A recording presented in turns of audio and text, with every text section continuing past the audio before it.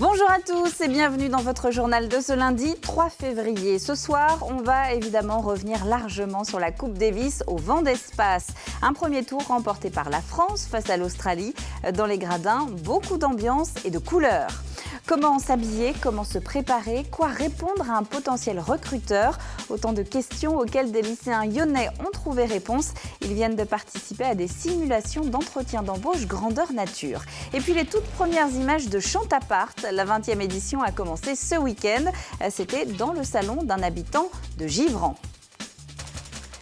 C'est donc sur une victoire écrasante de la France que les lumières du vent d'espace se sont éteintes hier soir. Une victoire 5-0 qui permet aux Bleus de se qualifier pour les quarts de finale de la Coupe Davis. C'est simple, sur les 5 matchs programmés depuis vendredi, les Australiens n'ont pas réussi à en gagner un seul et le public n'y est pas pour rien. Même quand on a eu des moments un peu difficiles au deuxième set, on a pu compter sur le public, donc c'est clair, c'est fabuleux d'avoir un public comme ça, de jouer en France, donc on était vraiment porté par le public et c'était vraiment un super match pour nous. Écoutez, le public a été extraordinaire. Il est monté en puissance entre hier et aujourd'hui. On a pu voir qu'à chaque fois que nos joueurs, en tout cas, en avaient besoin, il était là, il était derrière, il a poussé. Et vous savez, c'est quelque chose qui joue énormément en Coupe Davis, plus que n'importe où ailleurs. Donc en tout cas, ça a été génial et l'ambiance qu'on a pu avoir, ça a encore augmenté notre plaisir, le plaisir des joueurs qui étaient sur le court. Un public qui a donc porté les joueurs français pendant 3 jours de compétition. Des supporters qui, vous vous en souvenez peut-être, se sont eux-mêmes un petit peu battus pour obtenir des places il y a quelques semaines de cela. Et pour cause, la Vendée vient d'accueillir une sorte de Roland-Garros auquel beaucoup voulaient assister. Carl Laboureux. Simplement grimé ou déguisé de la tête aux pieds. Le bonnet phrygien, les lunettes bleu, blanc, rouge. Mais tous prêts à donner de la voix. On est prêts! Les supporters de l'équipe de France ont répondu présents tout ce week-end au vent d'espace, pour ce qui restera sans aucun doute en Vendée l'un des événements sportifs majeurs de cette année 2014. On est déjà venu au vent d'espace pour les premiers internationaux de Vendée il y a quelques temps. Mais là, c'est vraiment au niveau mondial et le plus haut niveau, quoi. Avec cette salle, on a eu la chance d'avoir des grands événements sportifs qui viennent à nous. On n'a pas l'habitude de le voir, donc c'est une grande chance. Il y a beaucoup de bénévoles aujourd'hui qui font partie des clubs vendéens, des clubs de tennis. Donc je pense que pour tout le monde, c'est important et tout le monde a mis la main à la pâte pour que ce soit une grande fête pour le tennis français et pour la Vendée, pour le tennis vendéen également. Des Vendéens évidemment, mais pas seulement, des supporters de l'équipe de France venus des 4 coins de l'Hexagone. Personnellement, je viens des Alpes-de-Haute-Provence. On arrive du sud des Deux-Sèvres, Beauvoir-sur-Niort. Je viens exprès de Paris, oui, je suis arrivée jeudi après-midi et je repars lundi matin. Donc je viens exprès effectivement ce week-end pour participer à cet événement.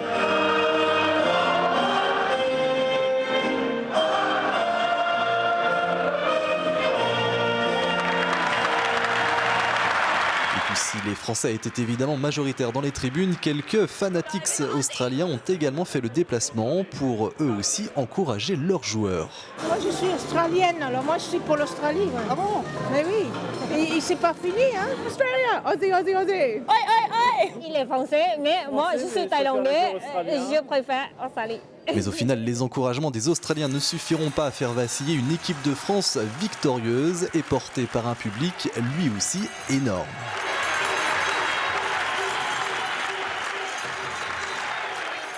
Les quarts de finale de cette Coupe Davis 2014 se joueront début avril à Nancy face à l'Allemagne. Reste à savoir si l'ambiance sera la même. Dans le reste de l'actualité, on commémorait aussi ce week-end les 60 ans du fameux appel de l'abbé Pierre. Un hiver 1954 beaucoup plus rigoureux que celui de cette année. Mais plus d'un demi-siècle plus tard, la générosité est toujours autant nécessaire.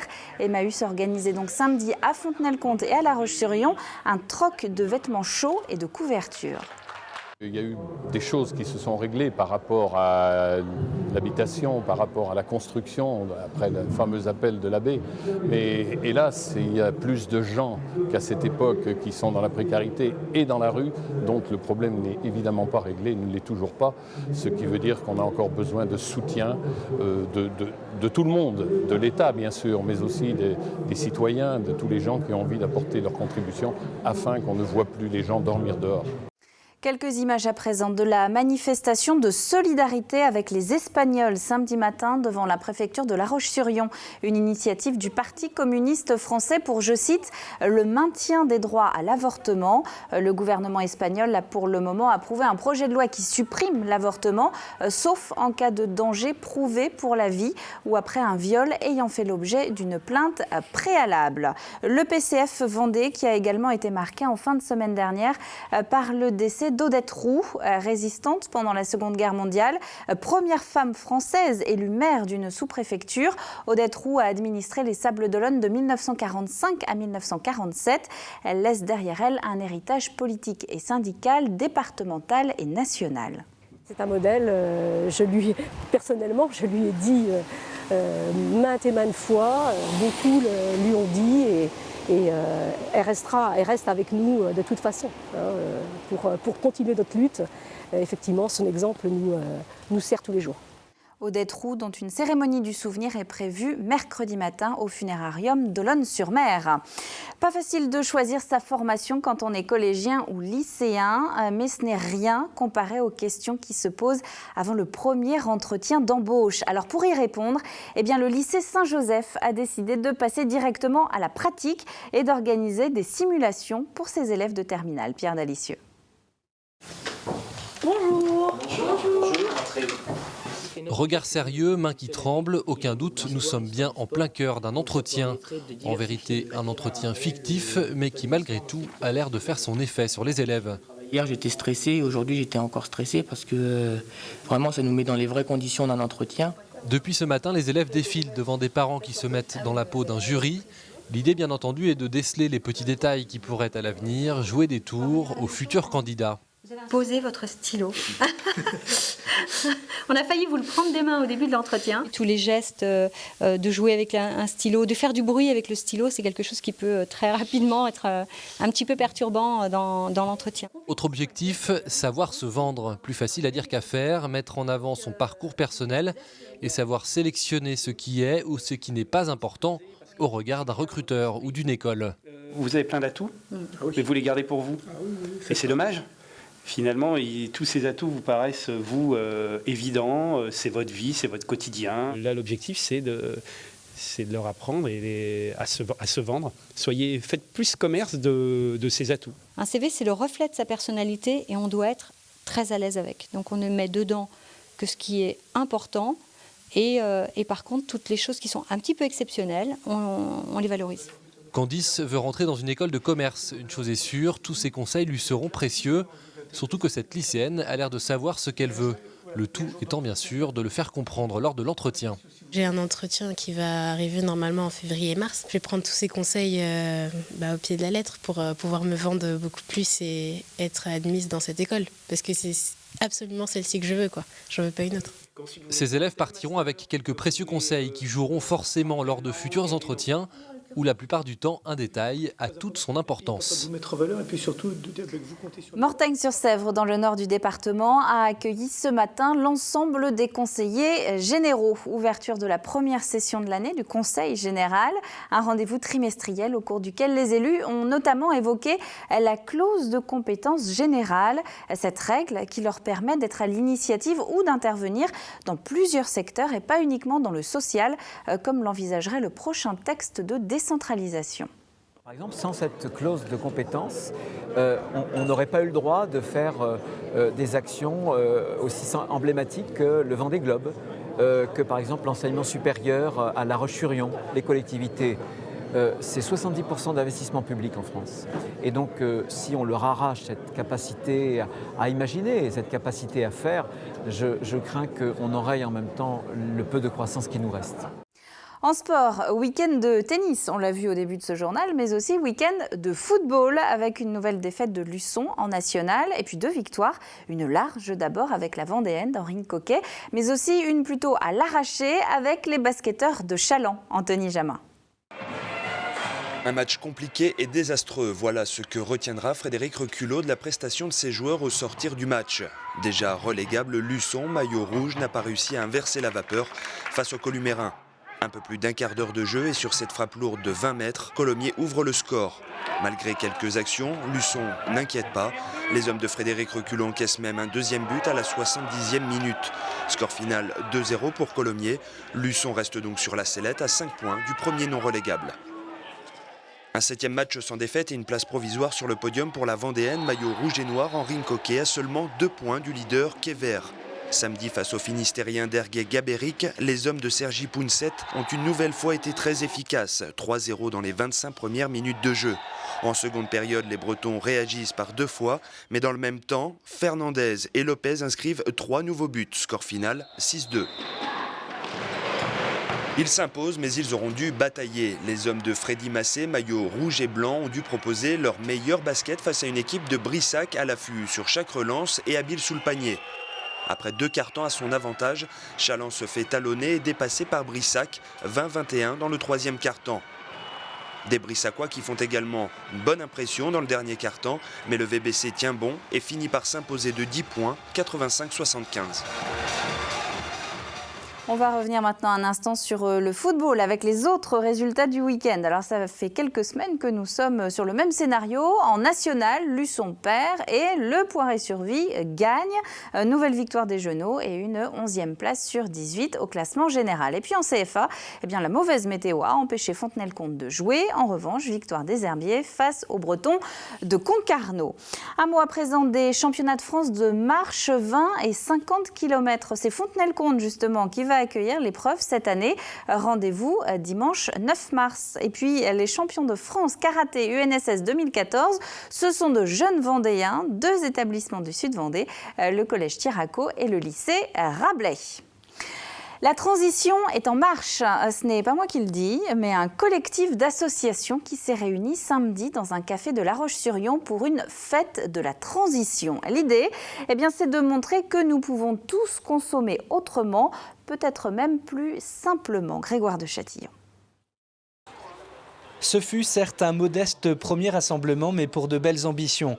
L'idée est toute simple, elle est de sensibiliser les gens à prendre sur le plan local leur avenir en main de façon plus écologique, en échangeant davantage entre eux. Alors, la transition, c'est trouver des moyens un petit peu alternatifs dans la consommation, dans l'échange, dans la communication, dans la nourriture, pour sortir un petit peu du cadre du système. Autour d'une graffiteria, un marché où tout est gratuit, les associations du Pays Lyonnais, acteurs de la transition, échangent avec le public, comme ici, avec Terre de Liens, qui aide à l'installation en agriculture biologique, Libera Verda, qui éduque à l'environnement et à la pratique écologique, ou La Ruche qui dit oui, qui va bientôt voir le jour dans la capitale vendéenne. Vous venez chercher votre panier aux producteurs qui seront là, les producteurs seront tous là. Donc l'intérêt, c'est de pouvoir consommer local avant tout, bio de préférence ou raisonné pour éviter au maximum les pesticides. Et voilà. 55-70%. Je suis venue passer un beau moment avec des amis et puis le thème me plaisait bien, la transition. Voilà, comment essayer de fonctionner un peu sans pétrole, en voyant un peu les choses différemment. Et oui.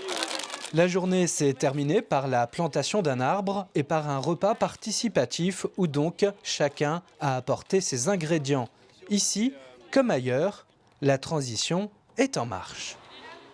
Le T-West Coast qui envisage d'ailleurs de mettre bientôt en place un potager ouvert à tous. Chacun pourra y planter ce qu'il veut. Information directement auprès du café. De la musique à présent avec le festival Chantapart qui a commencé ce week-end. Les premiers spectateurs de ce 20e rendez-vous musical se sont retrouvés samedi à Givran, puis hier dimanche à Bessay. Le concept reste le même. Ce sont des particuliers qui invitent les musiciens et chanteurs à se produire directement dans leur salon.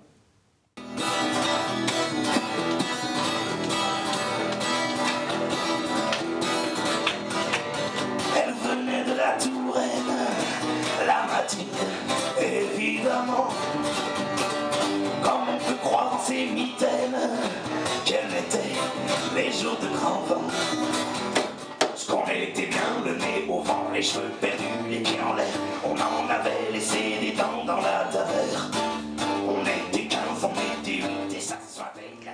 images ici d'Orlando et Lucien Chéhen. Chantapart se poursuit jusqu'au 6 avril. Information sur le site du festival chantapart.fr. Avant de refermer ce journal, on va ouvrir l'agenda de la semaine. Alors, beaucoup de choses au programme, avec tout d'abord demain la journée mondiale de lutte contre le cancer. L'occasion notamment pour François Hollande de présenter le 3e plan cancer, la feuille de route des prochaines années en matière de recherche, de soins ou encore de prise en charge des malades. Mercredi, la formation professionnelle au cœur des débats à l'Assemblée nationale. Une procédure accélérée, plus exactement. Il n'y aura donc qu'une lecture par chambre pour une adoption définitive de la loi avant la fin du mois. Et c'est notamment à travers ce texte que sera créé le compte personnel de formation. Jeudi 6, 2e université des entrepreneurs vendéens. 26 ateliers en 2 jours autour de l'entreprise, de l'entrepreneur et de l'environnement. C'est une initiative de la plupart des réseaux de chefs d'entreprise du département. Vendredi, on continue avec la cérémonie d'ouverture des Jeux Olympiques d'hiver à Sotchi, dans le sud de la Russie. Je vous rappelle que Chloé Trépeuch, dont le père tient un centre équestre en Vendée, y participe. Et puis dimanche, c'est le début du concours du meilleur traiteur français. On vous en a déjà parlé ici dans ce journal. Concours au sein duquel, au sein du Salon des métiers de l'alimentation et de la restauration hôtellerie à Toulouse, et une équipe des herbiers y participe. En jeu, une place pour la finale du meilleur traiteur mondial. Rien que ça. La météo de ce début de semaine, pas très fantastique une nouvelle fois. Ce mardi matin devrait être sec, mais les averses se multiplient au fil de la journée. Et puis attention à demain soir, un nouveau gros coup de vent est attendu entre mardi et mercredi avec des rafales de 100 à 110 km/h. On en reparlera demain. Le bulletin complet, c'est dans un instant avec Armelle Pavageau. C'est la fin de ce journal. Merci à vous de l'avoir suivi. On se retrouve évidemment demain, même heure, pour le prochain point sur l'actu vendéenne. D'ici là, très bonne soirée à vous tous sur TV Vendée et à demain.